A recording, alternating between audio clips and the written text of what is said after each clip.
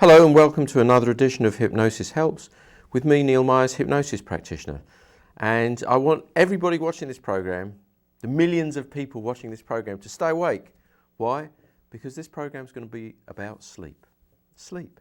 It's a topic that I've wanted to speak about and describe in relation to hypnosis for a long period of time. For a whole variety of reasons, it's taken a very long time to get it on the air, but we're here. We've got it on the air and we're going to have a program about sleep. So stay awake if you can, and you might learn something about sleep and how hypnosis can help with sleep. As some of you know from watching this show before or from your own studies and information, you'll actually know that the word hypnosis in Greek literally means sleep. But as you'll also know, if you've watched this show or heard me talk about things before, or a client of mine, you'll know that hypnosis isn't sleep. Hypnosis is not sleep. You are not asleep when you're in hypnosis. In fact, one of my mentors who I mentioned, who's dead, he was dead before I was born, so he was only a mentor in the sense that I learned from his work and written materials. The famous, as you heard me mention many times, Dave Ellman, was quite insistent that it was not possible to move from a state of hypnosis into a state of sleep. You could do it the other way around. You could move from sleep to hypnosis, but not from hypnosis to sleep. We're going to talk about that. It's a slightly technical matter, which only has a minimal bearing on what we're going to be discussing, but we'll come back to that afterwards. But this is all about sleep. Now, sleep is as important as almost anything else in our health. Obviously, we need air, we need food, we need water, but almost as essential as those things are, sleep is right up there with the important ingredients that we need to maintain health. Now, one of the most surprising things, at least it was to me when I first found out a little bit about it, was how poor our nation, in fact, perhaps the Western world, or even beyond that, sleeps, how poorly we sleep. What do I mean by that? Well, according to a national sleep study conducted within the last 3 or 4 years, 75% of women alone, just women, in this country report problems with sleep. That either means that they sleep insufficiently, they can't get to sleep, the quality of the sleep is poor, it's interrupted, they wake up frequently, can't get back to sleep. 75%, that's just women. I'm sure that there's a similar phenomena with men. And again, that's just in this country, and this seems to be a problem across all of the Western world. It's not unique to the United States. And my guess is it's probably fairly common in other places too, for reasons that we're going to describe. So here we're talking about a phenomena that on a daily, or should I say nightly basis, is affecting millions of people across this country, in this country, every single day. And we all know how important sleep is. We're told frequently that the quality of our sleep is a contributing factor to the quality of our lives. If our sleep quality is poor, then our life quality is going to reflect that in many aspects. The body, mind, nervous system need sleep. Everything sleeps for periods of time. Patterns of sleep, of course, very different across the world. Some creatures sleep only for a few minutes or a few seconds. Some appear not even to sleep, but go into a slightly comatose state. Some, like true hibernators, appear to have a form of sleep which goes on for weeks or months. So sleep is very, very varying across the natural world, but we all need sleep. It's essential to our function. And the sleep problem that we are experiencing in this country is a problem that's not restricted just to a particular age group or a particular gender. It's not just affecting women or just affecting men. It's not just affecting the young or the old or everybody in between. It's very, very widespread. I personally have had sleep clients, people who are having problems with sleep, as young as 9 years old, which is quite surprising, and I've had them into their 90s and everybody in between. From every walk of life, from every area of the country, from every profession, sleep is as close to a universal problem. In fact, I would say that it's an even bigger problem than weight gain, which you've heard me talk about a lot in relation to hypnosis. I'm taking some coffee. It's not to keep me awake, I don't think. Apparently, as I was researching this, I discovered that apparently coffee doesn't really wake you up or keep you awake. What it does is it stops you falling into sleep, apparently, according to current theory. But who knows? But it tastes pretty good anyway. So, sleep. So, I want to talk about sleep in all of its aspects. Very often when sleep is discussed as a topic, the only aspect of sleep that's mentioned is the biological factors affecting sleep. We're going to address those certainly. But one of the things that I talk to my clients about who come to me and ask me, can hypnosis help with sleep, is the cultural and social elements to do with sleep, which at first don't seem to be very relevant, but I believe they're very important, and I'm going to describe why. Just before I do, I want to let you know that my sleep program and the sleep programs that other hypnosis practitioners use are amongst the most powerful, effective, safe, natural ways to bring yourself night after night to a deep, consistent, regular sleep, which is what most people are looking for. So these are very powerful programs. They're not very complex programs, they're very simple. And I actually call it the gift of sleep, because if you have the capacity to bring yourself every night into a deep, restful, natural sleep without the use of supplementary medication, then that's going to have a positive impact upon every aspect of your health, your physical health, your emotional health, your mental health. And by contrast, if you're experiencing the opposite, whether you're young or old, you're going to have problems and difficulties in all of those areas of your life. So sleep is very, very important. In fact, I will guarantee, and there's not much I can guarantee on the air, but I can guarantee that right now, of the 10 people you know, 7 of those people, regardless of their age, are having problems with sleep in some shape or form. So this is really, really an important problem that affects all aspects of our life. So why do I open up talking about the cultural and social aspects of sleep and the historical aspects of sleep first? Why not just go right into the biology of it straight away? Well, because one of the things I point out to people is that sleep is not only a physical phenomena and a physiological phenomena, but it's a cultural and social phenomena too. What do I mean by that? What I mean is that attitudes towards sleep, patterns of sleep, are determined as much by culture, by our time and age, by our history, by our geography, as much as by physiology. And so let me give some examples of that, some historical examples. My first degree was a very long time ago, was in ancient history. And by ancient history, at least in the period I studied, which was quite narrowly focused, it was Greco-Roman 1000 BC to 400 AD. As a part of doing that, we studied the lives and the everyday working practices of Romans and other cultures. And what really surprised me was how different their working day was from our working day. It shouldn't have surprised me, but it did. Many aspects of their lives were very different, but talking about sleep. So for example, my understanding is that the work of the Roman Senate, the main political body, began at approximately 4 in the morning, not around about sunrise. In fact, the Roman day began around sunrise, much, much earlier than we would think about our working day. Usually the working day was concluded. The Romans didn't believe in working a lot longer than 6 hours during a day.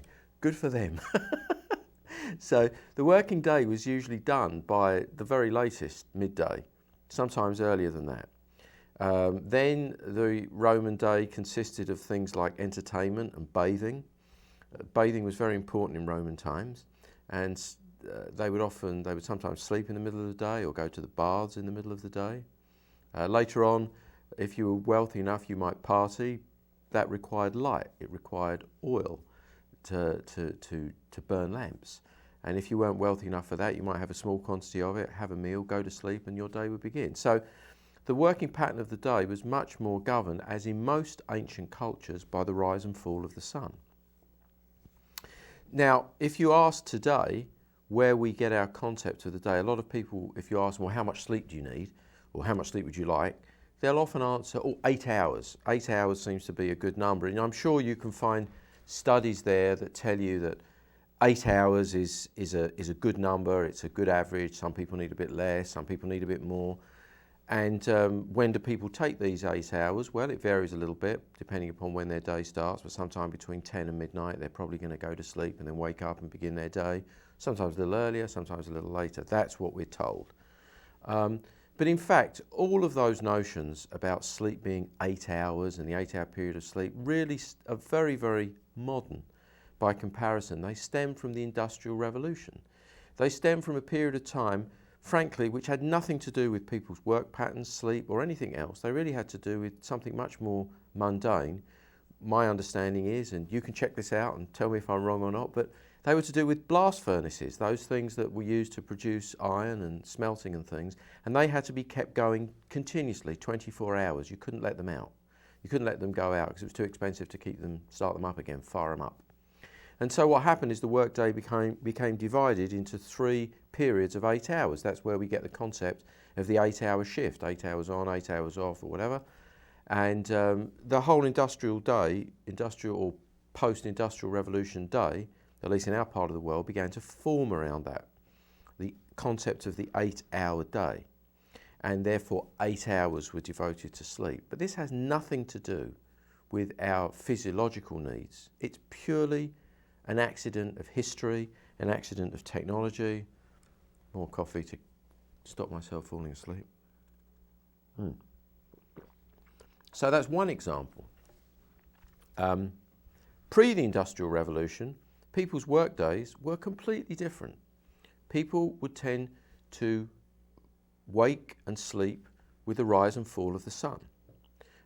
If you were a weaver in medieval times, when the sun rose is when you're going to begin working, because that's when light becomes available. And you want to maximize the period of time you have with light. As far as we can tell, people slept longer, at least in northern climes, in winter than they did in summer. Why? Because, quite simply, the days were longer in the summer times and shorter in the winter times. And when the days where there was less daylight, people slept. So they moved in a pattern relative to the lifestyle that they were leading. So there's no fixed concepts of sleep. Let's talk about some other more modern concepts and some modern people as far as sleep is concerned. One of my favourite historical characters and one of the greatest men, in my opinion, maybe the greatest man of the 20th century, was the British Prime Minister Winston Churchill. Winston Churchill had some very interesting ideas about sleep. During all the time of the Second World War, when he was not a young man, I think if I'm correct he was 67 or perhaps a little bit older when he when he became Prime Minister during the Second World War. He was, by the standards of those age, at the tail end of his career. In fact, actually, before that, he thought his career was entirely over, but it wasn't. A political career, at least. He was a very firm believer in, as he was getting into bed, he had the statement, take off your clothes and get into bed in the middle of the day. And he would sleep for approximately 40 minutes during the day, sometimes a little less, sometimes a little more. And he was firmly of the belief that sleeping somewhere in the middle of the day increased his working capacity. He said that 40 minutes gave him an extra 2 hours of working efficiency through the day, which of course was very important to him because he was tremendously busy and his life was very highly pressured during that period of great crisis for the United Kingdom and the rest of the Western world during the Second World War.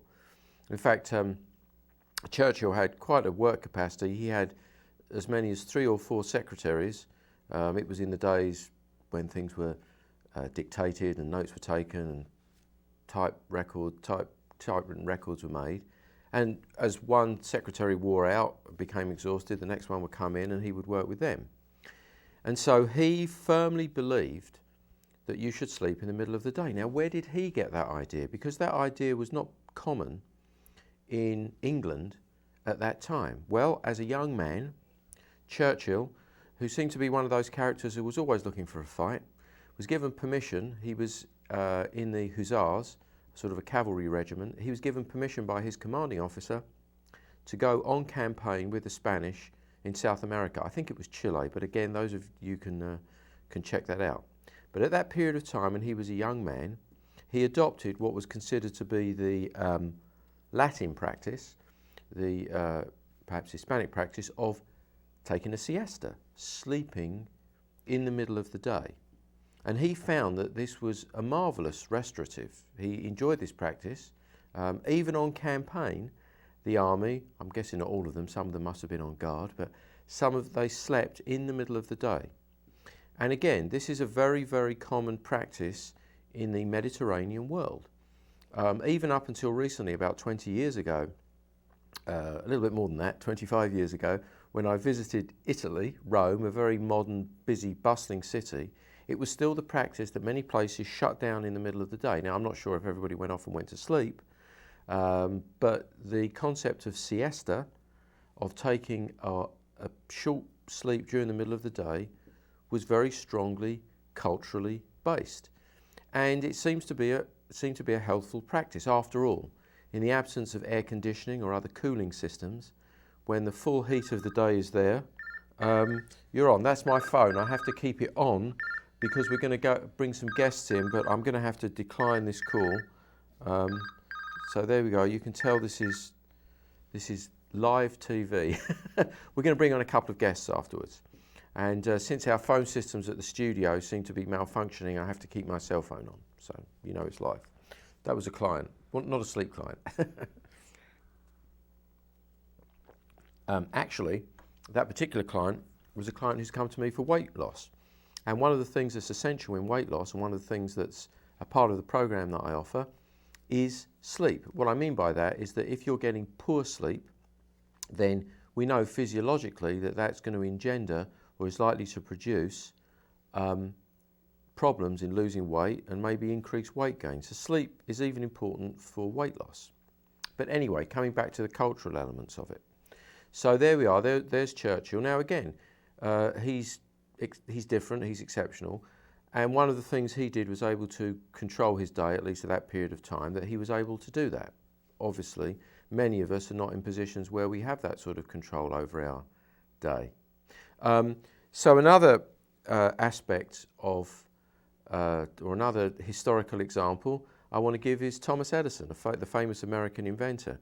Now Edison did a very interesting experiment. At one period of his life, he determined that he was only going to sleep when he was tired and just wake when he woke, and that was it. He wasn't going to base it on what time of the day it was. He wasn't going to base it on whether he slept for 5 hours or 1 minute or however long it was. It was sleep when you're tired, wake when you're not, and do whatever Edison did. And Edison reports that when he did this, it was the most productive time in his life by far. He felt the best, he was most energized, his work was of the highest quality, he believed. And the only reason he stopped that practice is because he said it was so disruptive for everybody else around him, because they weren't quite sure when he was going to be awake, when he was going to be asleep, and he could spend long periods of time awake, and I guess sometimes longer periods of time asleep, and sleep frequently or infrequently, longer or shorter, but he very much based it upon how he felt, where his body and mind was at that time, or in fact he based it entirely upon that. So I mention all of these things because one of the things that I come across frequently when speaking with people connected with sleep is that we have very fixed ideas about sleep. I call these the myths of sleep. And these fixed ideas are culturally based, socially based, based from our childhood and education. Some of these myths include that you have to have a certain amount of sleep, or you have to sleep at certain time periods and only at those time periods. That for sleep to be good, it must be entirely uninterrupted. So, for example, my understanding is that the period called matins, in monasteries and convents, nunneries, is a period of time in the early morning, I think about 3 o'clock in the morning, where the nuns or monks get up, say some prayers, but then they go back to sleep, you see. So there are lots and lots and lots of different ideas about sleep. I remember when I first came to the United States, I lived not far from Amish country, not far from Lancaster, Pennsylvania. And when I was out in Pennsylvania, sometimes visiting the Amish, people would come along at midday and they go, oh, well, they're not out there, they're not working, they're so lazy. Well, what most of them didn't realise, their working day was already done. They'd been starting at the crack of dawn, doing their work outside because it was the cooler period of the day, because at that period of time, and I think still there was no electric light, I think still no electricity on many Amish places, that's the way they choose to live. And so the pattern of their working day was quite different from the pattern of a conventional working day, or our conventional working day. So one of the things I like to, just shake up, stir up a little bit, is to get people off the notion that sleep has to be in certain patterns in certain ways. There are certain physiological patterns connected with sleep, which we'll talk about, but those physiological patterns are variable, depending upon individual biology and individual circumstances. For example, it's quite a well-known phenomenon that mostly young people need to sleep a bit longer than older people. One of the things that I observe, unfortunately, is that we have a real issue with sleep. I think that many of our young people, and I'm not alone in this view, are sleep deprived. They just don't sleep enough. They don't sleep enough hours. This is because they're very often overscheduled. Schools begin sometimes very early, necessitating them rising early. They have lots of homework, lots of other schedules. There are other factors that have a negative impact upon their sleep. But children, young people who don't have enough sleep are going to suffer. They're going to suffer at school, they're going to suffer in all aspects of their lives. It's not a healthy thing. Another well-known phenomena is that athletes usually need to sleep longer than the rest of us. They're expending a great deal of energy and their bodies need sleep time to recover. In fact, athletes who are on a conditioning program know that for the body to sufficiently recover from the exercise or athletic endeavour that they're engaging upon, they need to have sufficient sleep. If they don't have sleep, their athletic performance suffers. And that, by the way, is somebody who's coming on the air. So I'm going to answer this call. Hey Holly, can you hear me? Yes, hello. Hello. You're not. I'm going to put you on the air in a second. Hang on one sec. We have to do it a funny way here. So hold on there. It probably won't feel funny to you, but right now, I put the microphone near the speaker, and you should be on the air. I'm hoping. If I get I guess I get a thumbs up from the studio. I hope you can be heard on the air. I don't know how I'll know if you're on the air or not, but I guess you are. I've just been told by the editor that you're on the air, so we can all hear you. Okay, great. So, welcome back to the show, Holly. Those of you that have watched the show before will know that Holly is a client of mine. But more important than that, Holly's also a hypnosis practitioner. And as a hypnosis practitioner, she's working with clients on things such as weight loss and sleep, sometimes sleep in conjunction with weight loss. And so she has experience not only in working with people in a sleep program, but in using the sleep methods and the sleep program herself. So she's got a very rounded view of it. And so the reason I brought Holly on the air, partly because probably those of you that are watching this are sick of hearing my voice and they probably prefer to hear somebody else's, at least for a period of time. But the other reason is that I want Holly to describe some feedback as we're going to talk about how we introduce our sleep program to clients. And Holly, I was just speaking on the air about some of the cultural attitudes towards sleep and some of the historical attitudes towards sleep and how they vary. And we've talked about this in the program. When you, I know you recently worked with a sleep client, which we're going to talk about. in detail. We of course don't mention the clients' names because all of our programs are confidential, but we can describe them as interesting case histories and studies. Did you find that your client had strong ideas about how often she should sleep and when she should sleep and things of that type? Yeah, she believes that she should not nap and that conditions should be ideal for sleep, like dark and quiet. Right. So yes, she did have those ideas. Okay, so let's talk a little bit about those first, because this is something that's often described as sleep hygiene. Now, one of the things that's happened to sleep, I think this is one of the things that might have happened across the whole of our culture and society, is sleep, like many other things, in my not so humble opinion, has been hijacked to a degree by the medical community. What I mean by that is now if you're having difficulties getting to sleep, you may be invited by your doctor or other medical professionals to go on a sleep study, a sleep program, to a sleep center, to a sleep phenomena. And as part of this, you're studied, you're connected to machines, and your breathing is measured, your skin resistance rate is measured, your heart rate, your pulse, your blood pressure, all sorts of things. It's very complex. And part of this is sleep hygiene. And what does that mean? We're told that if we're going to sleep, the room has to be a certain temperature. I've had frequently people tell me, I've told I mustn't eat anything after about 6 o'clock or 7 o'clock in the evening. I definitely can't have coffee if it's beyond 2 o'clock, otherwise I'll be awake. And the room has to be completely dark. There can't be a smidgen of light in the room. It has to be completely silent. I can't have watched or looked at my computer or cell phone for an hour before I go to sleep. And I mustn't read a book. Endless things. And the basic idea is if I can just control all of my environment, that is going to help me to get to sleep. Now, whilst these things are not bad in and of themselves, there's a very, very powerful idea there. And the powerful idea is that you have to control all of your external environment, otherwise you're not going to get to sleep. Any little crack in this, and all of a sudden, oh my goodness, you're going to be awake, you can't get to sleep. If there's a crack of light comes in the room, if you hear your neighbour, having an argument outside or starting a car, you can't get to sleep. If the temperature is a degree here or a degree there, the sleep hygiene is interrupted and you won't sleep. Did you run across any of that sort of stuff with your client?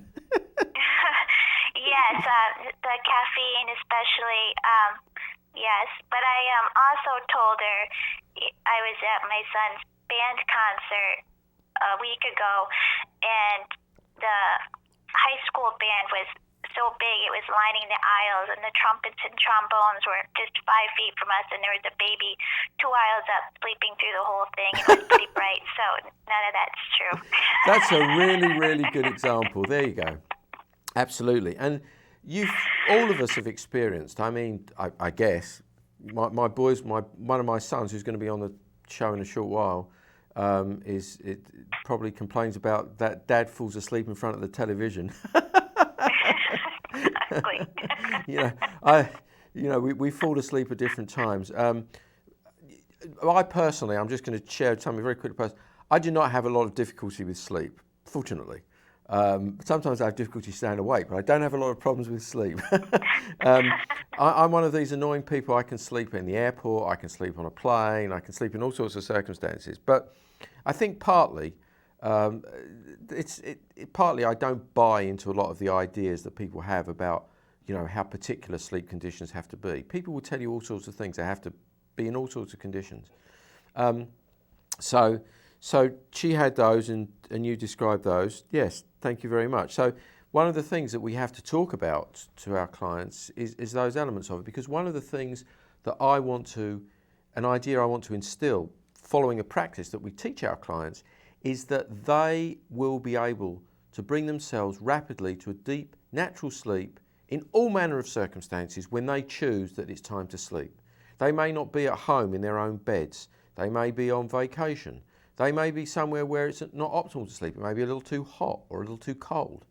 There may be various factors which are not ideal, but it will not stop them going to sleep. I believe using these practices that we're going to describe in a second, you can exercise an enormous degree of control over sleep. You can sleep in all manner of circumstances because there's a simple physiological phenomena going on. You need to sleep. The body and mind needs sleep. It's important. One of the things that people will tell you, I don't know if this has happened to you, Holly, yet, but I had a client recently who told me with complete candor, she said, I've been awake for 7 days without sleep, for 8 days without sleep. She would tell me this. And I would say to her, no, you haven't. Physiologically, it's not, no. But she would absolutely tell me, oh, you don't know what it's like. I've been awake for all these periods of time. Believe me, it may be interrupted, it may be limited, but your body and mind will demand and take sleep. You have to have sleep. It's absolutely essential for your physical health. Now, if any of you have observed or heard or read about sleep programs and sleep phenomena, it literally takes a whole team of people to keep people awake beyond about 2 days. Once you cross the 3-day mark, it's almost impossible to keep people awake. Some of you will know that there's a form of torture which involves forcibly keeping people awake. Because if you keep people awake long enough, they'll start to hallucinate because they'll lose the rapid eye movement sleep and other aspects of sleep that are natural for brain function and other physiological function and nervous system. They'll start to hallucinate, they'll go crazy. It's an extremely cruel thing to do.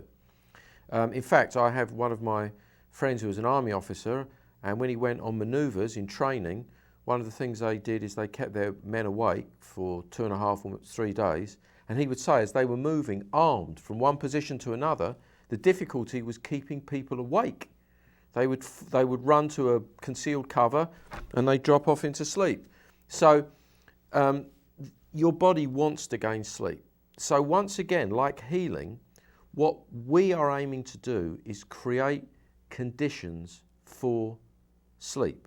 So, is it helpful to have the room at a not too hot, not too cold? Yes.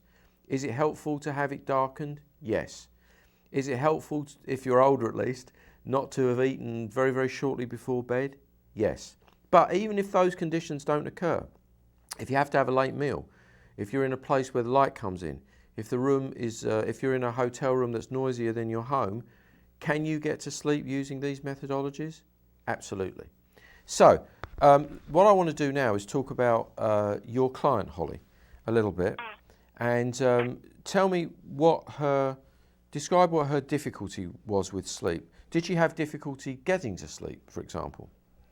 She did not have difficulty getting asleep, but she would have trouble staying asleep, and she was telling me she was getting only 4 to 5 hours of sleep per night. Okay, so one of the first things that I've learned about when we work with people in sleep is we have to take, as far as we can, objective measures as to what the current status is. Because people will tell themselves all sorts of strange things about sleep.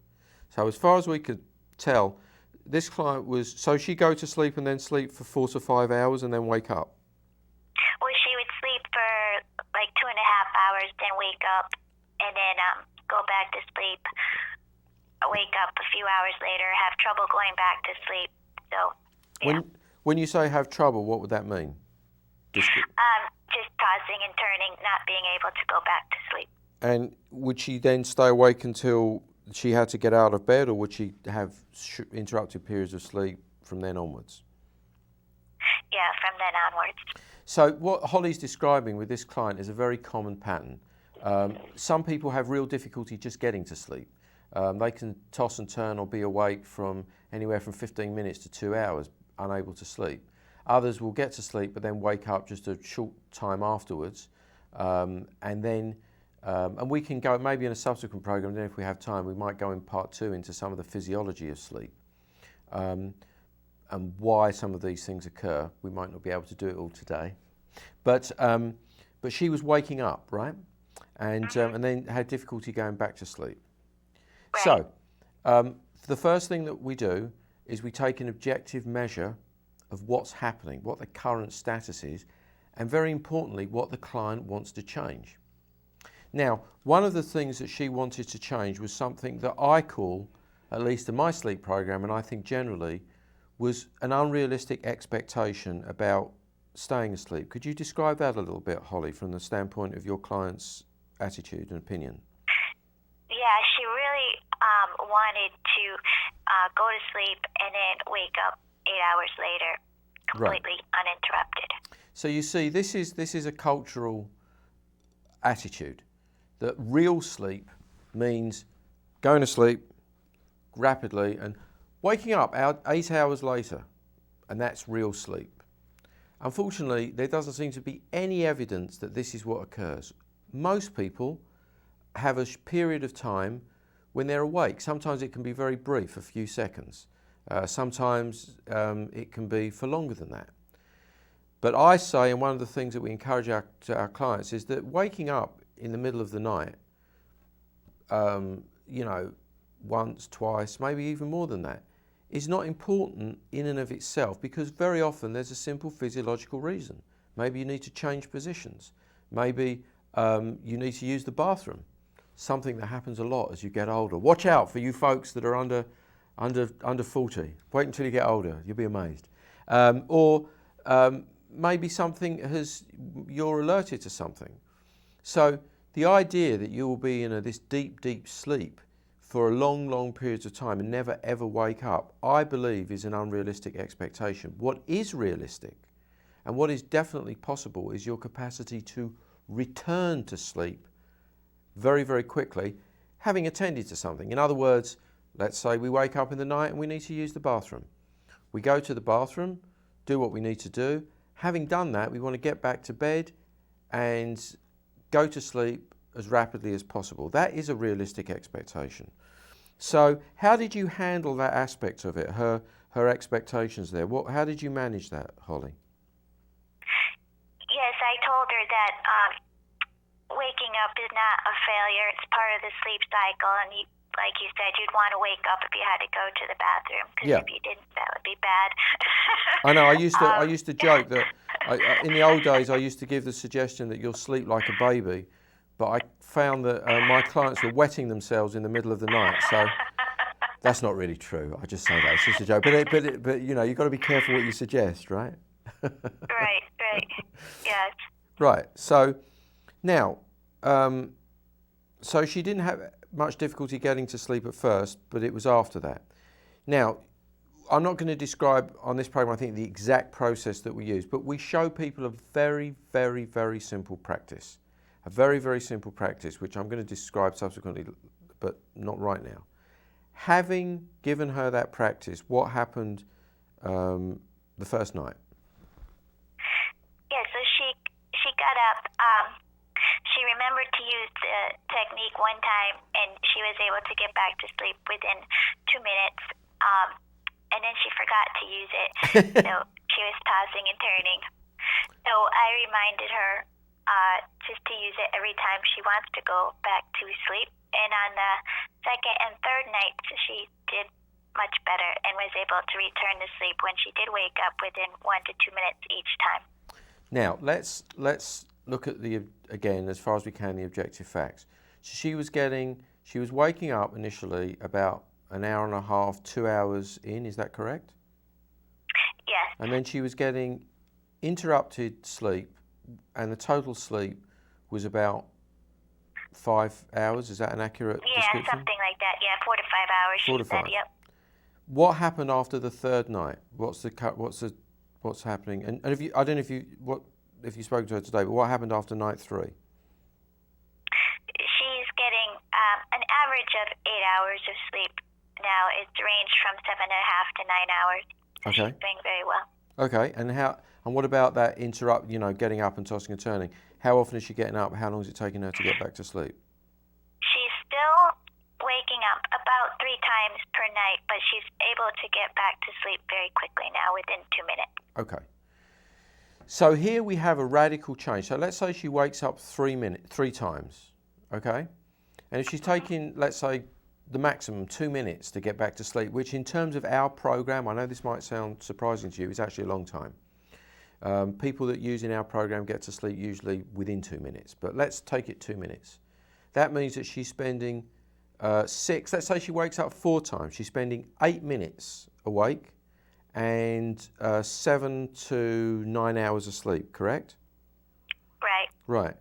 As opposed to a total of 5 hours, the first bit only being an hour and a half and constantly interrupted. And this is just after, how many nights has she been practicing this now? It'll be 5 now, but I 5. didn't talk to her today. Right. So we don't know what happened today, but this was the report after night 3, correct? Mm-hmm. Right. So we can see that using a very, very, very simple technique, a very simple yet very powerful technique, we were able to cut across all sorts of different issues and problems, and this client, this person was able to sleep. Could you just share with us how old is this lady? I'm 70. Okay, so she's not, in the first bloom of youth. She's not very, very old. She's somewhere in between. And how long has she had difficulties with her sleep, Holly, from your case records? Is this something that just happened in the last week or year, or she had problems for years, or what does it look like? Do you know? I believe it's been years, but I'm not positive. So again, let's just see what we're doing here. We teach people a very, very simple technique which we install in a hypnotic state. And this simple technique that we install in a hypnotic state, and that's very important, it needs to be installed in a hypnotic state for reasons that we'll come to later.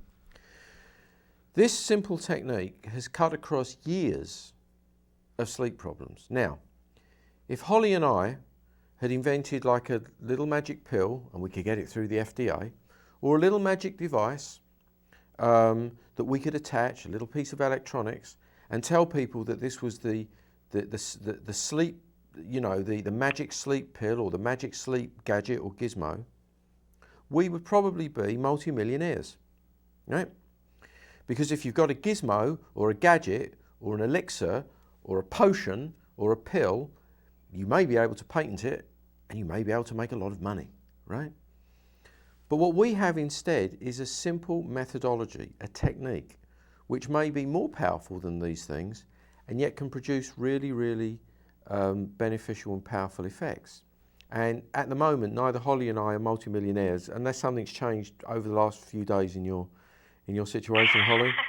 I can't say it's changed in mine. And I say this for a joke, but the really simple thing is there's something in our society which I don't really understand, an attitude, which says if you've got a thing or a gadget or a gizmo or a chemical, that's important. But if you've got a method or a technique, well, not so impressive, right? Even though it's free. And what you've done, Holly, I think, is you've given your client the gift of sleep, right? Mm-hmm. Now, one of the things that you'll notice is on the program is that unlike, some hypnosis practitioners, Holly and I, we don't just give you a technique or whack you into hypnosis and give you a few suggestions and off you go. We follow up with our clients, we find out how they're doing, because it's important that these techniques, though they're very, very simple and very powerful, it's important that they use them, because as Holly mentioned, right, the first couple of nights she didn't use them, right? Yeah, she was not consistently using it. Right. She would forget. Yeah. So quite simply, if you don't use it, it can't work. And Right. so we have to ensure that our clients understand how to use these simple techniques, how to use them to bring themselves into sleep using the power of hypnosis. Now, I want to be very clear. It's not hypnosis into sleep. It's using hypnosis to create conditions whereby sleep can happen, which we'll talk about more, maybe in part 2. So, this is great. And as I understand it, Holly, you did this, as this client came to you primarily with a weight issue. She wanted to lose excess weight. Is that correct? Correct, yes. And we tell people on our weight programs, as you know from watching this show, that sleep's an important component, and where people are having difficulty with sleep, and of course we know that the majority of people do have difficulty, so it's likely to be the case with our weight clients, we help them with a sleep program as well. Correct? Correct. But And I didn't even get to that part to describe it to her before she was asking about the sleep. Right. Right. So you see, it's right in the forefront of people. And what about you yourself personally, if you don't mind? Have you used the sleep program yourself, Holly? Yes, I've been using it for a couple of weeks now. Okay. And how's that going for you? Very good. Mm-hmm. When I wake up, I usually don't even get through half the technique before I'm back to sleep. So how long are we looking at? How many seconds, right? Like 15 seconds, yeah. Now just hear that, folks. This is a technique that's so powerful that with practice you can be brought to sleep in under a minute, under 30 seconds. It seems like magic. It seems like sleep on demand almost. But this is the capacity of your subconscious mind. Using these techniques when you have obviously the intention of going to sleep, these methods and techniques can bring you into a deep, powerful, restful, natural sleep very, very rapidly. And by the way, what's the rest of the sleep hygiene like? Do you sleep in a bed? Do you sleep in a... I say that because believe it or not, well, if you're one of them, you probably know. Lots of people don't actually sleep in a bed. Some sleep in a chair, some sleep on a couch. I generally encourage people to sleep in a bed, but what's it like in your house? Is it totally quiet in the room? What's it like? What's the sleep hygiene like? I sleep in a bed. I usually have the door closed because it's usually pretty noisy, so it's muffled sound. And it's fairly dark, but not pitch black. Now, I don't know if you were using the technique at this time, but I know you went on vacation recently. Were you using the technique at that time?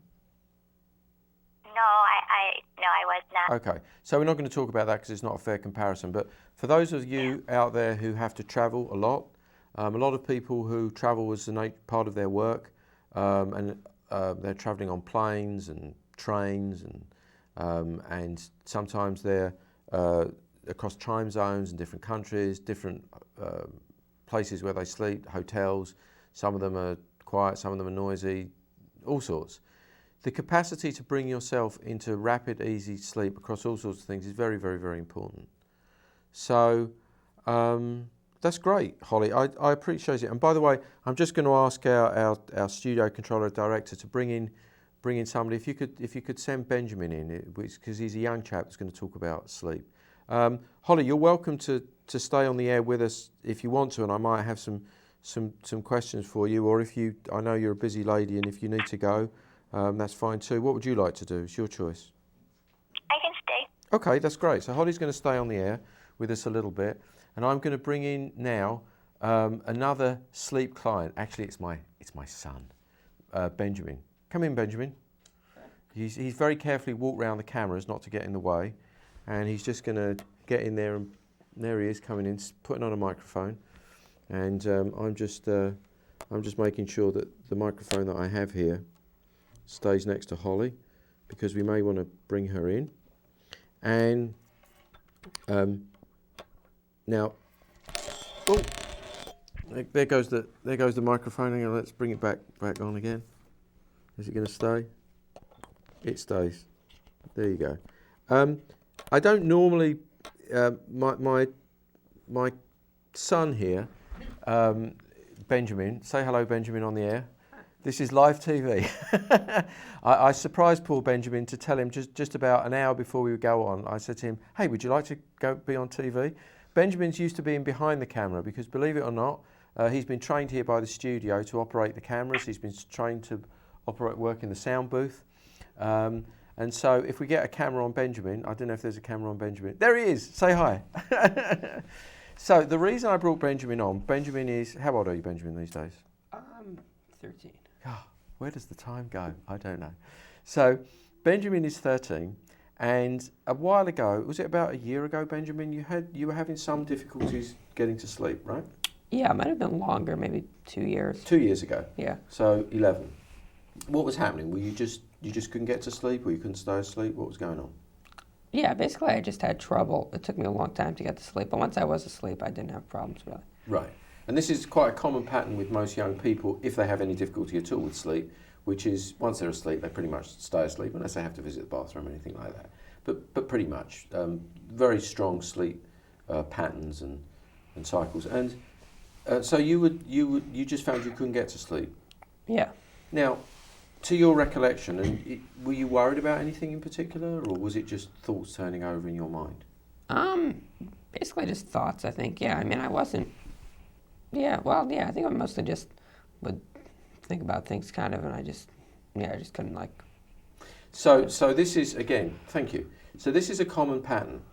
The common pattern is this, and this is one of the ways in which our program and what we teach here is very, very, very effective, which is one of the phenomena that keeps people awake is what I call the busy mind.